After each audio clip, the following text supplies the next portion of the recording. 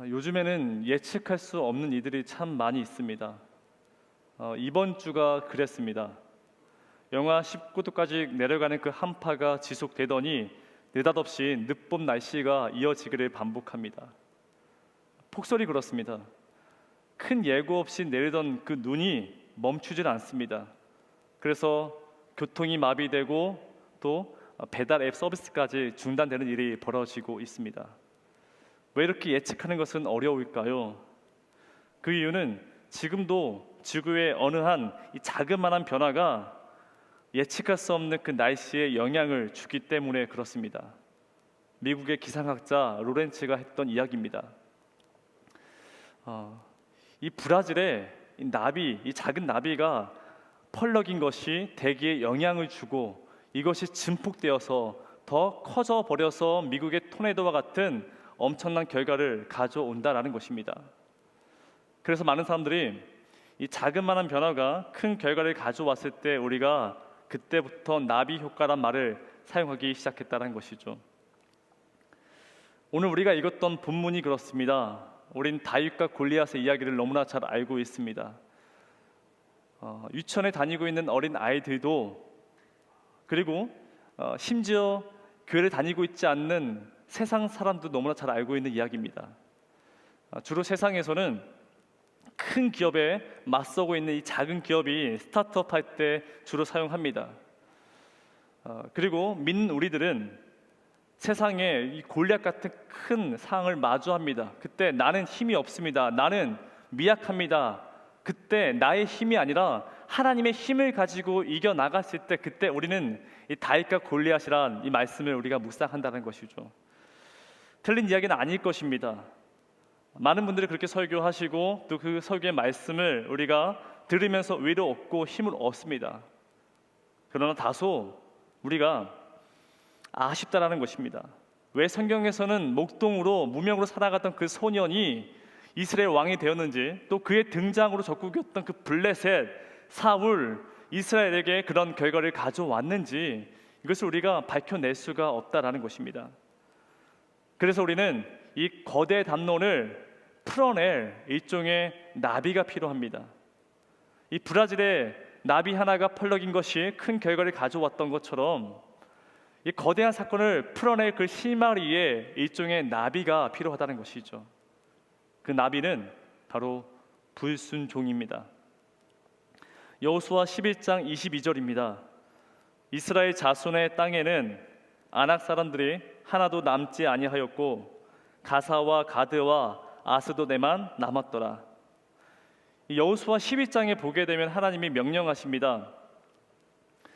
여호수아와 이스라엘 백성들에게 너희는 가나안에 들어가서 그 모든 민족을 멸절하여라, 그렇게 말씀하십니다. 실제로 이 여호수아의 군대는 막강한 힘을 가지고 있었습니다. 잠시 방심하여서 패배했던 아이솔 전투를 제외하면 그들의 군대는 31전 31승 무패입니다. 그 막강한 힘을 가지고 있던 군대가 바로 여호수아 군대였습니다. 그런데 이상하게도 여호수아가 남겨놓은 땅이 있습니다. 지금 우리가 읽었던 가사와 가드와 아스돗, 바로 블레셋입니다. 흥미로운 것은 이 블레셋의 가사와 가드와 이 아스돗의 이 성읍들은요, 앞으로 계속해서 이 이스라엘의 올무와 가시가 된다는 것입니다. 이스라엘 백성들이 사사시대가 시작하고 그리고 BC 163년 이 유다 마카비에 의해서 이 나라가 점령될 때까지 이 블레셋은 이스라엘의 적대 세력으로 끝까지 발목을 잡았다라는 것입니다. 왜 그러겠습니까? 바로 불순종입니다. 하나님이 말씀하실 때, 하나님이 은혜 주실 때 그때 순종을 해야 합니다. 하지만 여호수아와 이스라엘 백성들은 그렇게 하지는 못했습니다. 그래서 결국 그 작은 불순종의 나비가 커지고 커져서 이스라엘의 올무와 가시가 되어졌다라는 것입니다. 그 중에 하나가 오늘 우리가 읽었던 본문의 배경이 된다라는 것이죠. 여호수아 때부터 시작된 이 불순종의 문제가 지금까지 이어지고 있습니다. 그리고 저번 주죠, 저희는 이 사울의 불순종을 우리가 말씀으로 들었는데 그 말씀 가운데서도 이 자그마한 불순종이 얼마나 큰 결과를 가져오는지를 우리가 알 수가 있습니다. 하나님께서는 사울 왕에게 아말렉을 진멸하라 말씀하셨습니다. 자, 그러면 진멸하면 되는데 그 사울은 불순종합니다. 그땐 몰랐을 거예요. 이 자기의 작은 그 불순종이 얼마나 큰 결과를 가져왔는지를 알 수가 없었을 것입니다. 재밌는 것은 이 사무엘하 1장에 보게 되면 이 사울을 죽인 사람이 바로 아말렉 소년이었다는 것입니다. 그리고 에스더에 나와 있는 하만, 이 하만도 바로 아각 자손 아말렉 출신의 사람입니다. 다들 아시겠지만 이 한 사람 때문에 이스라엘의 모든 민족이 멸절될 그런 운명에 놓일 뻔하지 않았습니까? 그래서 이 사울의 작은 이 불순종이 나중에 커져서 이 유대인의 운명을 좌지우지할 수 있었다. 지금 그 얘기를 하고 있습니다. 사울의 그 작은 불순종이 이렇게 큰 결과를 가져왔다는 것이죠. 이때에 하나님이 말씀하시면 네 알겠습니다. 그렇게 그 순종으로, 그래서 그 순종 하나 때문에 하나님 마음에 합한 한 사람이 등장합니다. 바로 다윗입니다. 오늘 우리는 이 다윗, 목동에서 무명으로 살아가던 이 소년이 그 순종 하나만으로 마음에 합한, 무엇보다 하나님 마음에 합한 사람으로 살아가게 되는 이 이야기를 들으면서 이 믿음의 고백이 여러분들의 믿음으로 붙잡으시는 오늘 이 시간 되기를 소망합니다. 여러분, 하나님은 늘 그 사람의 중심을 보십니다. 그 당시 이스라엘은 신정 국가였습니다.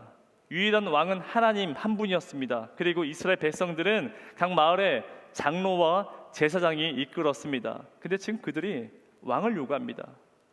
그리고 처음 세워진 왕이 바로 사울입니다. 그는 사실 세상에 자랑할 것이 참 많은 사람이었습니다. 하지만 본인 스스로가 가장 작은 자로 여겼습니다. 하나님이 그 마음을 보시고 그 중심을 보시고 그에게 기름을 부어 주십니다. 그런데 저번 주에 말씀 우리가 들었던 것처럼 그의 인생은 그저 한 이닝 던지고 끝내야만 하는 셋업맨, 우리에겐 영원히 일그러진 영웅으로 기억되는 인생을 살아갔다는 것입니다. 자, 그러면 이제 다시 왕을 세워야겠죠. 그래서 하나님께서 사무엘에게 명령합니다. 너는 베들레헴에 가서 이새의 아들들 중에 한 사람에게 기름을 부어라. 그 말씀을 듣고 사무엘이 베들레헴에 도착합니다. 그리고 처음 마주한 사람이 이새의 첫 번째 아들 엘리압입니다. 사무엘이 이 엘리압의 외모와 풍채를 보고선 왕이다, 왕이 가진 모습을 가지고 있구나, 그렇게 생각을 했습니다. 감탄했습니다. 마치 영화의 관상에서 주인공이 이정재죠. 그 수양대군의 그 외모를 보고 감탄하고 놀랬던 것처럼 이 사무엘은 그 엘리압의 외모를 보고 왕인 것을, 왕의 적임자인 것을 알았습니다. 그리고 그 가방에 있던 기름병을 꺼내서 이 기름을 가지고 그의 머리에 기름을 부으려고 하는데, 이때 하나님 말씀하시죠. 너무나 유명한 구절입니다. 사람은 외모로 보거니와 나 여호와는 중심을 보느니라. 여기서 이 중심이란 단어의 뜻은, 원래의 뜻은 레바브라고 합니다. 레바브. 이 뜻은 심장, 마음이란 뜻을 가지고 있습니다. 실제로 이 히브리인들은 감정과 지성과 의지가 바로 이 마음에서, 이 가슴에서 나온다라고 여겼습니다. 자, 그렇게 사무엘은 이후에도 7의 아들들에게 기름을 부으려고 하는데 그때마다 하나님의 승인이 떨어지지 않습니다. 그러던 중에 아무도 주목하지 않던 들에서 양떼를 이끌고 있던 그 다윗을 주목하게 되고 그에게 기름을 부어줬습니다. 여러분, 기름을 붓다, 이 어노인팅, 이 사건은 이 소년이 앞으로 이 나라의 왕이 될 것임을 알려주는 놀라운 일 아니겠습니까? 그런데 문제는 그의 삶에 아무런 변화가 없었다라는 것입니다. 그의 아버지나 형들이나 그 주변에 있는 모든 사람들에겐 여전히 다윗은 막내였습니다. 이 막내의 원래의 뜻은 하카톤이라 합니다. 하카톤, 쓸데없다, 필요 없는, 가치 없는 그런 뜻을 가지고 있습니다. 분명히 사무엘이 이 다윗에게 기름 부은 것은 팩트입니다. 하지만 많은 사람들은 이것을 믿지 않았습니다. 여전히 너는 막내야, 넌 하카톤이야, 너는 쓸모없어, 그저 들에 나가서 양을 돌보는 것이 너의 원래 일이야, 그런 시선을 가지고 그에게 대했다라는 것입니다. 여기서 우리가 알 수 있는 것은 이 하나님의 말씀과 실제로 우리 현실에서의 삶에 괴리감이 존재한다는 것입니다. 분명히 하나님이 하신 그 말씀이 있는데 실제 나의 이 현실에서 삶은 그의 삶의 괴리감이, 거리감이 크게 느껴진다라는 것이죠. 우리의 삶이 그렇습니다. 제가 늘 말씀드리죠. 우리는 왕 같은 제사장이며 그의 소유가 된 백성이라 제가 이야기합니다. 그리고 여러분들의 아버지가 하나님이시고 그 하나님의 자녀입니다. 근데 그게 느껴지십니까? 느껴지지가 않죠. 그럼에도 그 하나님의 말씀 붙잡고 하루하루 살아가시잖아요. 그 마음 지금 가지고 이 예배 자리에 나온 거 아니겠습니까? 자, 그러면 조금이라도, 정말 조금이라도 변화가 있으면 좋겠는데 여전히 우리는 그 자리에 맴맴 돌고 있습니다. 원래 그 자리에 항상 우리 서 있는 모습을 보게 됩니다. 그래서 늘 하나님의 말씀을 순종하고 살아간다는 것은 쉬운 일이 아닙니다. 엄청난 믿음을 요구합니다. 여러분, 다윗도 우리와 같은 심정 아니었겠습니까? 아니요, 그보다 더 심했겠죠. 그의 삶에 달라진 것이 없습니다. 사무엘이 그에게 기름을 부어줬습니다. 이게 왕이 되는 하나의 심볼입니다. 그러나 그의 삶에, 그의 주변에 아무런 변화가 일어나지 않습니다. 나에게 그런 능력도 없습니다. 얼마나 힘이 들었겠습니까? 그럼에도 다윗은 하나님이 주신 그 약속을 붙잡고 변화되지 않는 그 현실 속에서 하나님의 마음에 합한 자로서 살아갔다. 우리가 이 말씀을 주목해야 한다는 것이죠. 그럼에도 우리는 늘 이 다윗이 거대한 골리앗을 쓰러뜨린 그 짜릿한 승리만을 우리는 기억하려고 합니다. 아니요, 그것은 그 사람의, 그 다윗의 삶의 일부분입니다. 극히 일부분입니다. 여러분, 빙산은 일각을 드러내지만 그 아래에 잠겨있는 90%가 얼음입니다.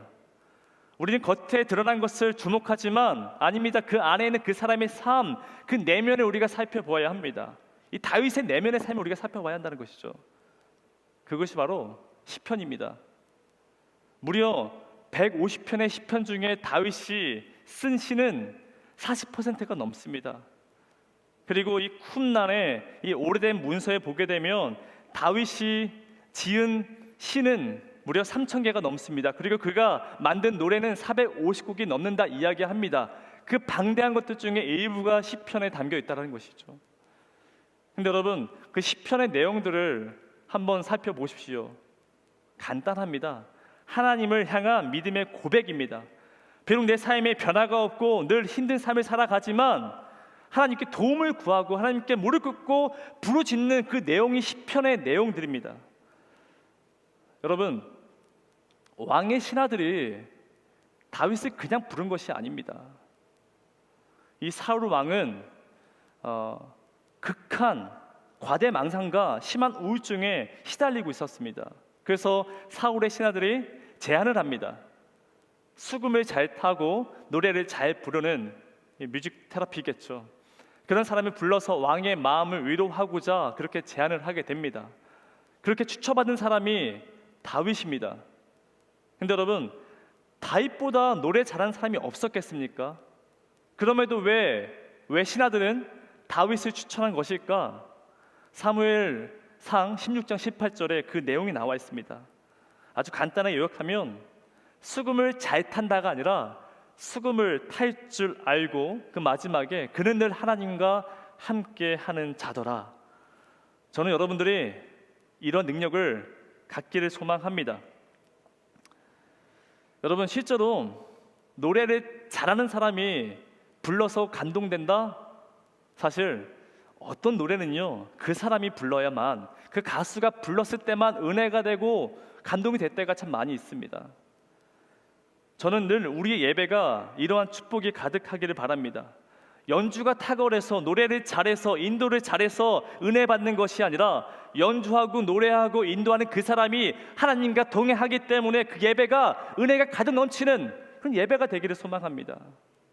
저는 매주마다 우리 석한이를 보면서 늘 은혜를 받고 있습니다. 감동받고 있습니다. 그 이유는 저 친구가 한 주 동안 어떻게 찬양을 준비하는지를 알고 있기 때문에 그렇습니다. 여러분, 이 두나미스의 뜻이 얼마나 소중합니까? 능력입니다. 내가 연주자라고 노래 잘해서 인도 잘해서 그 능력이 아니라 여러분들이 하나님과 함께 하기 때문에 그 능력이 두나미스라는 것입니다. 그 믿음 가지고 살아가시라는 거예요. 여러분, 다윗은 목동입니다. 그가 싸움을 해봤자 몇 번이나 해봤겠습니까? 그가 노래를 잘해봤자 얼마나 잘했겠습니까? 그러나 늘 그는 하나님과 함께 합니다. 그 두나미스의 능력 가지고 이 세상을 바꾸어 나갔다는 것입니다. 그 다윗에게 그 능력이 세상에 드러난 사건이 오늘 그 일부분이죠. 그게 바로 다윗과 골리앗의 사건입니다. 이스라엘은 지금 블레셋과 전쟁 중에 있었습니다. 이 이스라엘과 블레셋 이 중간에는 엘라 골짜기가 있었습니다. 그래서 이 양 진영이 그 언덕 위에 지금 대치 중에 있습니다. 그래서 만약에 실수로 이 안에 떨어지게 되면 활이나 돌을 맞을 수밖에 없는 그런 상황에 놓여 있습니다. 그래서 이러지도 저러지도 못하는 상황이 계속 지속되고 있는데, 이때 적국이었던 블레셋의 한 용사가 등장합니다. 바로 골리앗입니다. 여러분, 이 골리앗의 키가 무려 3m가 넘어간다 합니다. 그리고 그가 입었던 그 갑옷의 무게가 57kg, 제 몸무게가 67kg입니다. 그러니까 저와 같은 무게를 지금 옷으로 입고 있습니다. 또 그가 들고 있던 그 창의 무게가 7kg입니다. 여러분, 상상이 잘 안 되시죠? 최홍만 선수의 키가 2m 18입니다. 그 최홍만 씨보다 어깨 하나가 더 훨씬 높이 서 있는 사람이 바로 골리앗입니다. 이런 사람들 우리가 흔히 말단 비대증이라 말하는 경우가 참 많이 있습니다. 그 거대한 몸을 가지고 지금 골리앗이 이스라엘 그 진영 앞에 서서 외칩니다. 너희들 중에 한 사람이 나와라. 그 자가 나를 이기게 되면 우리가 너희를 섬기겠고, 내가 이를 이기게 되면 너희는 우리의 소국이 될 것이다. 그렇게 하루도 아니고 40일 동안 그렇게 이스라엘을 조롱하고 하나님을 모욕합니다. 그런데 그 누구도, 어떤 사람도 그 앞에 나서지를 못하는 상황이 지금 성경에 나와 있습니다. 이 전쟁에 이 다윗의 형들이 지금 참가하고 있습니다. 반면에 다윗은 여전히 들에 나가서 양떼를 몰고 있었습니다. 이때 그의 아버지 이새가 그를 부릅니다. 그 부르심, 근데 그 부르심의 목적은 심부름입니다. 배달입니다. 그게 그의 임무의 전부였습니다. 전쟁에 나가 있는 형들에게 떡과 곡식을 전해주고, 그리고 그의 상관이었던 사람에게 치즈 10덩어리를 주는 것이 그의 임무입니다. 그리고 그 전쟁에서 갔다가 그 소식을 아버지에게 전하는 것이 그의 임무의 전부일 텐데, 그는 거기서 멈추지 않습니다. 하나님이 함께하는 사람은 거기서 멈추질 않습니다. 여러분, 만약에 다윗이 내가 기름 부은 사람입니다. 하나님의 기름을 부어서 왕이 될 사람입니다. 그러나 나의 삶의 현실은 목동입니다. 내가 해야 할 임무는 배달입니다. 만약에 그 생각에서 멈췄더라면 다윗은 어땠을까요? 그저 전쟁에 나가서 그 소식을 듣고 아버지에게 왔습니다. 아버지, 형들이 잘 지내고 있는데 전쟁 질 것 같습니다. 키 큰 사람이 등장했습니다. 아버지 기도 많이 하셔야 될 것 같습니다. 그 말 한마디 하고선 원래 자리에 돌아가서 그 들에서 예전에 했던 그 사무엘의 그 이야기를 하나의 추억으로 간직하며 그냥 살아가지 않았겠습니까?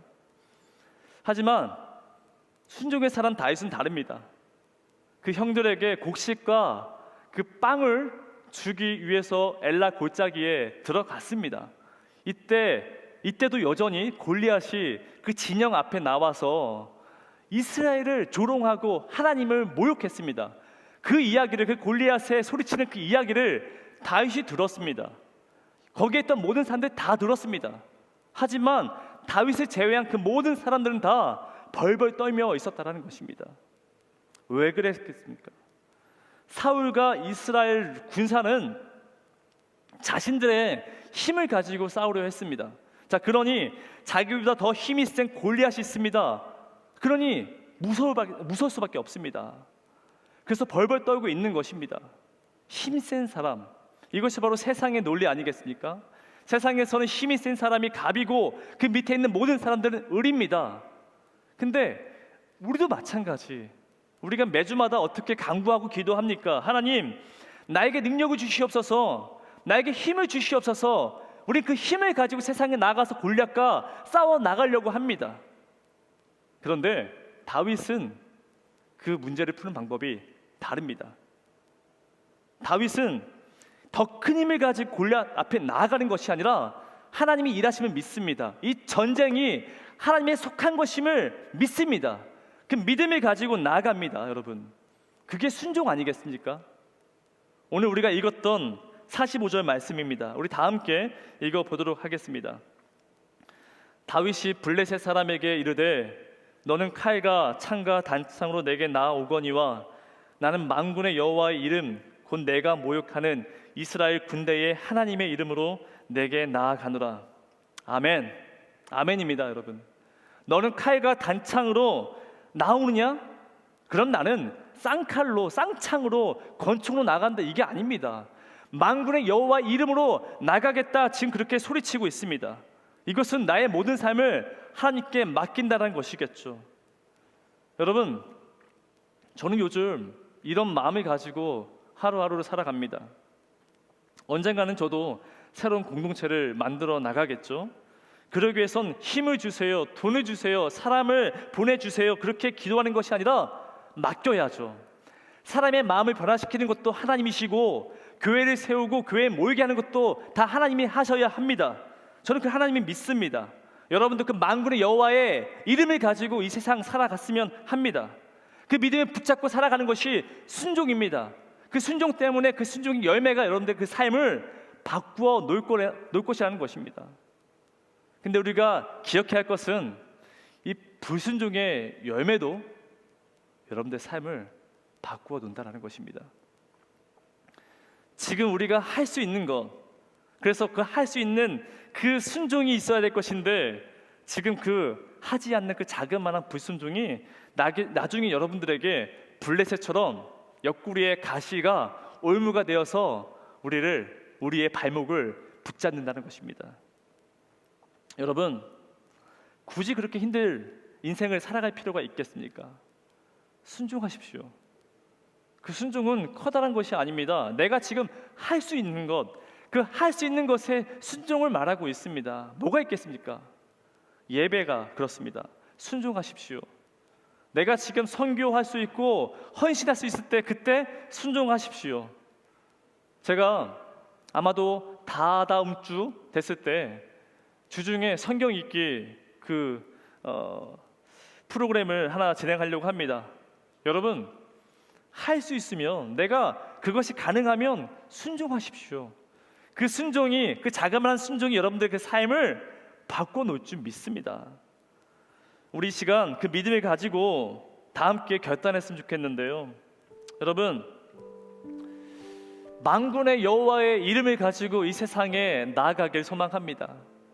여러분들이 당장 내일부터 월요일 날 세상에 나아가면 골리앗 같은 그 힘센 사람들이 여러분들의 그 길을 가로막고 있을 것입니다. 여러분, 골리앗과는 힘으로 싸워서는 이길 수가 없습니다. 그럴 땐 멀리서 돌을 던지십시오. 내가 할 수 있는 것을 하면 됩니다. 다윗에게 가장 잘하는 것은 돌이었습니다. 여러분들이 가장 잘하는 그 돌이 뭐겠습니까? 그것을 가지고 세상에 던지십시오. 여러분, 그 돌이 왜 5개일까요? 왜 다윗에게 그 문맷돌은 5개일까요? 5개 던져서 그 중에 하나 맞아라, 그런 것일까요? 믿음 없는 소리입니다. 사무엘하 22장에 보게 되면 골리앗과 같은 용사가 5이 있었습니다. 그래서 이 돌을 던질 때마다 쓰러집니다. 왜요? 하나님이 내 뒤에 계시기 때문에, 하나님이 내 삶 가운데 동행하기 때문에. 여러분, 돌을 던지십시오. 하나님을 믿고 마음껏 던지십시오. 그러면 승리합니다. 그러면 날마다 그 승리를 가지고 살아갈 수 있습니다. 우리 그 마음을 가지고 여러분의 그 가정과 직장과 여러분의 그 삶의 가운데에 마음껏 승리하며 살아가는 주님의 자녀가 되기를 소망합니다. 오늘 함께 찬양할 이 시편 51편은 이 다윗의 삶의 고백이 그대로 담아놓은 그런 노래입니다. 하나님이시여 내 마음에 정한 마음을 끝까지 지키게 하여 주시옵소서. 하나님이여 내 마음에 정직한 영을 새롭게 허락하여 주셔서 날마다 내가 마주하는 그 세상 가운데 승리하게 허락하여 주시옵소서. 내 힘의 승리가 아니라 온전히 하나님이 함께하여 승리를 맛보는 그런 인생 살아갈 수 있게 허락하여 주시옵소서. 그 다윗의 고백이 여러분들 고백이 되기를 소망합니다. 함께 우리 찬양하면서 결단으로 나가기 소망합니다.